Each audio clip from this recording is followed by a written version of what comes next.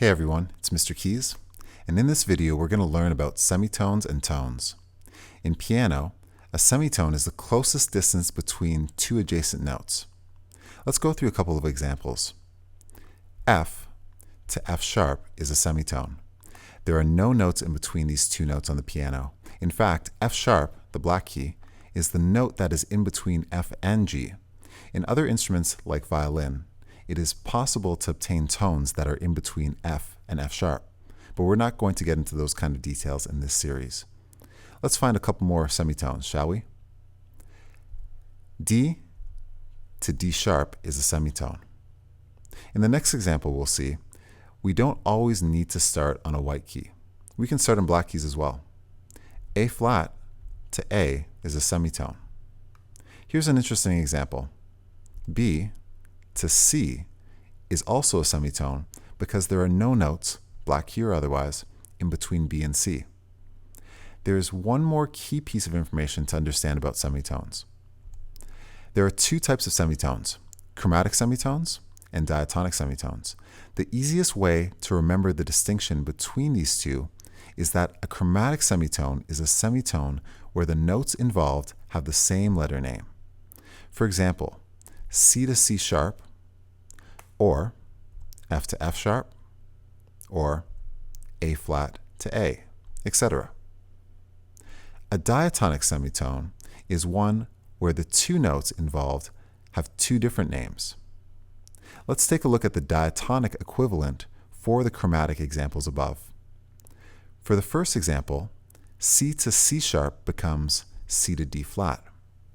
F to F sharp becomes F to G flat, and A flat to A becomes G sharp to A. This will become important to understand later on. Let's take a look at what a tone is. A tone is two semitones put together. G to G sharp is a semitone, and G sharp to A is also a semitone. Therefore, G to A spans two semitones. Two semitones makes a whole tone. Here are a couple more examples. F sharp to G sharp is a tone. Another way to look at a tone is that there will always be one key in between the notes that form the tone. In this example, G is the note in between F sharp and G sharp. B flat to C is a tone as well. Let's transfer these skills we have just acquired to notation.